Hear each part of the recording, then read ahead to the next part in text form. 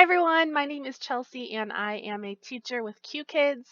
This is a tutorial of how to pass and how to go through Demo 1. I know you are probably nervous and researching and trying to figure out how do I pass Demo 1, what to expect, all of those things. So this is for you. This is part 1 of my tutorial through Demo 1.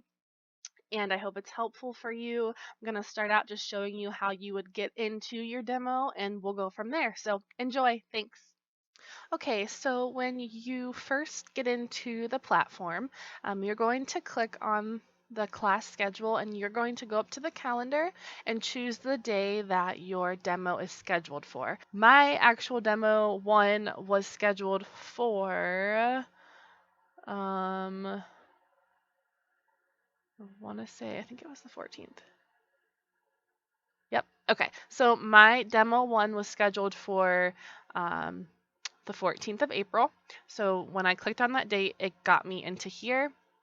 And then I could go into the classroom and practice. And then when I had to go into my classroom at 10:50, I made sure I got in there a little bit early, around 10:45 p.m. And you just wait for your trainer to get into the classroom. And sorry, sometimes I mix up trainer and coach. Trainer is the one that's going to help you with demo 1. And then once you're in demo 2 is when you meet with a coach. So sometimes I get those words mixed up. So today I'm just going to go into the practice classroom to walk you through demo 1.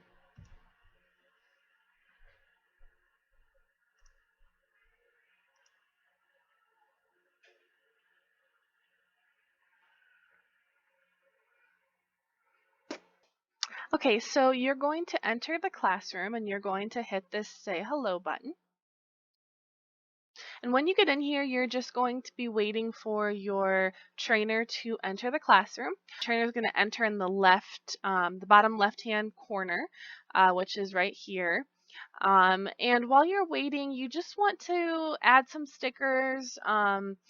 Let the trainer know that you know how to use the platform a little bit before they actually enter.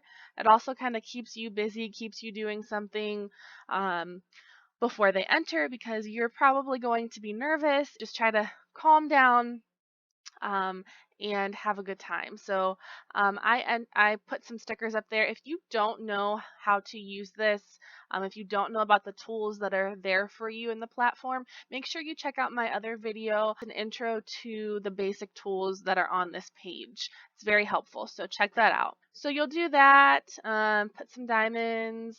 Make sure you're just happy and you are ready and prepared for when your trainer does come because you don't want to be just sitting there unprepared when they just show up. I know for me, I did get a little nervous because my person did not come until about 25, 30 seconds after the time that was scheduled. So I started getting nervous, wondering if I missed my interview or what happened, but they were just a few seconds off. So just hang tight and be patient. You could use your text board and say hello. And then they're going to enter the classroom and they're going to say hello. You'll say hi, introduce yourself, and then we got right to it. She had me put her on stage right away so that I could see her a little bit better. Or she could see me better. And then she was like, okay, are you ready? This is demo 1. This is what we're going to do. I'll act like a child sometimes and you'll teach and then I'll give you feedback. And then she said, are you ready? I said, yeah, let's go. So she said, first thing she asked me was, can you show me how you would greet a student when you're teaching a class? So this is what I did. This is an example of what you can do. I said, hi, my name is Teacher Chelsea. What's your name? And then she said her name. Let's say her name is Sally. She said her name, and then you can ask follow-up questions. I was told I did not ask how old they were, and afterwards, when she gave me feedback, she did say, You could ask how old they are, how are they doing. So you could say, "How old are you?" Always put your hand to your ear to prompt them to speak back to you, and then they would respond. You could say, "How are you today?" Some actual students might know how to answer, some might need more prompting. Are you happy? Sad? Okay, and your trainer will answer you. Don't be thrown off if they do make a mistake or they can't answer a question.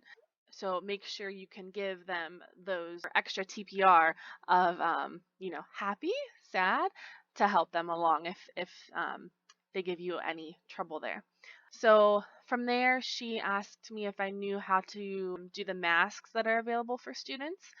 And she asked for bunny ears, so I gave her bunny ears. After that, then she asked me a couple questions about how to check student volume, which I told her this is down here. You would go up and down to adjust the volume of the student. She asked me how to have just one student speak, which is just the individual button. How to turn them back on, which would be up here, all mics on. She asked me if there was an issue with a student's audio or sound, or audio or video, what would I do? Little bell here, that goes to the parent. Okay. What else? I think that's about all she asked me, but make sure that you know all of these buttons. Like I said, I have a video on my page that explains all of these buttons. Down here are the diamonds that we use to award students.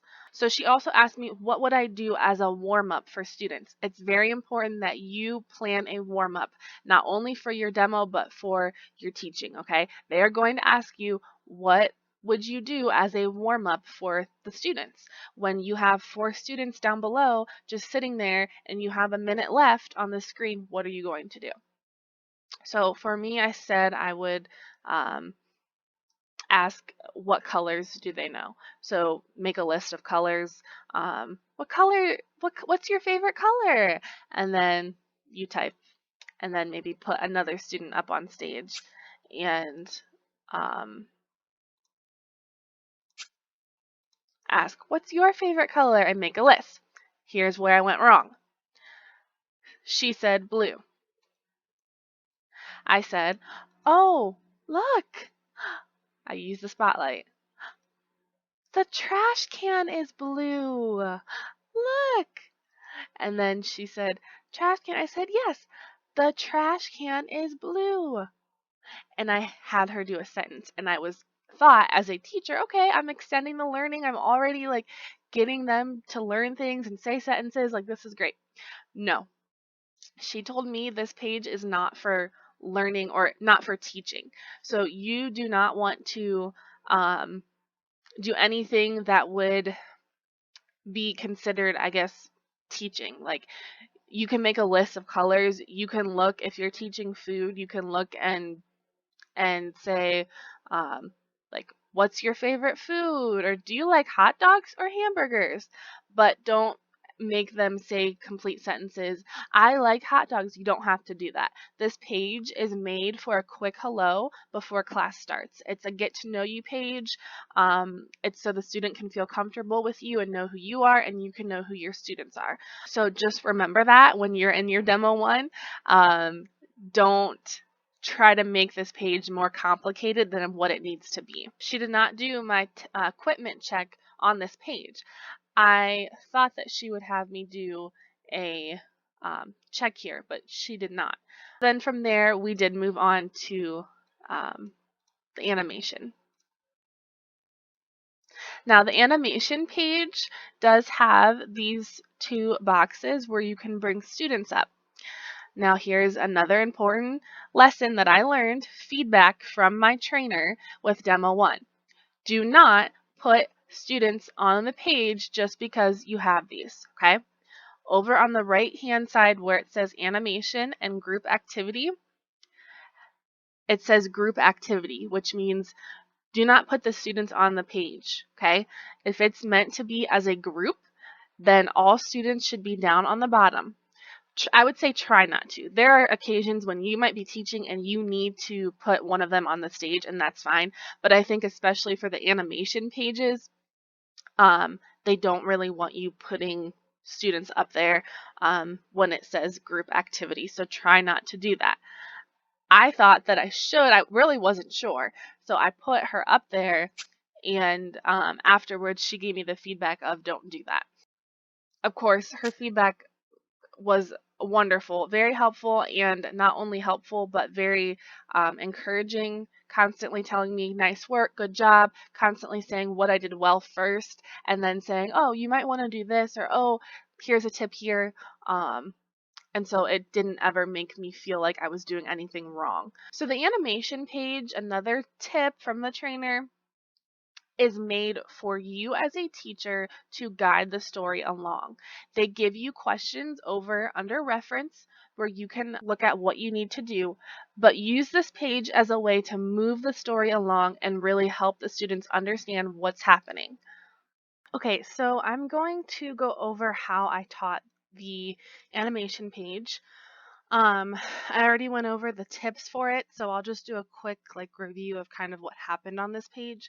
Before I do that, I wanted to make a comment about teaching styles, online ESL teaching styles, because I feel like there's a lot of videos out there where you have to be like over the top or super, just over the top.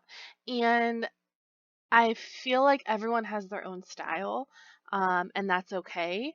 And I might do a video on that. You can comment down below if you'd like a video on that. My style, I feel like I'm in between, but then sometimes, like, if I'm just my goofy self, I'll be like super over the top. So it just depends. But even with my trainer, it wasn't like they were looking for you to be that, like to be super over the top. I think they just want to know that you are excited to teach, that you are going to be engaging and fun. And so whatever that is for you, let that come out in your interview.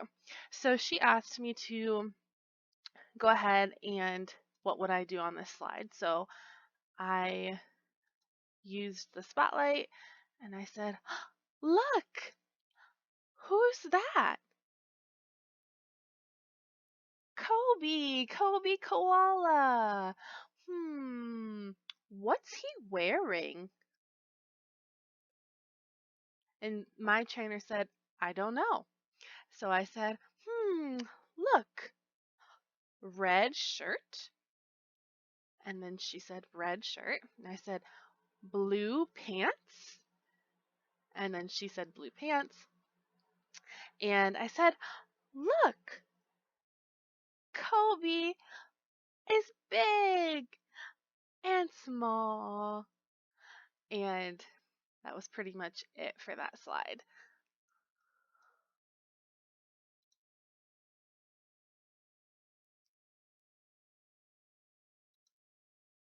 On this page, you're going to teach the new vocabulary words. This page is very important, and what they want to see from you is having the students repeat the words multiple times, 2 to 3 times.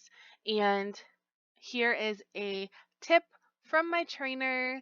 Listen up. They want you to use different voices and different ways of repeating. So they want you to maybe use a low voice and then use a high voice. Sing the words, clap the words, use your fingers for the words. They want to see that. You are not going to fail if you don't do that because I did not do that. And then she gave me the feedback. But what I did do is apply that feedback to my not only my demo 2, but my trial classes. And that is what I think helped me pass my trial classes. I only had to do 2 trial classes and I was hired. So make sure you put this feedback into your demos and your trials.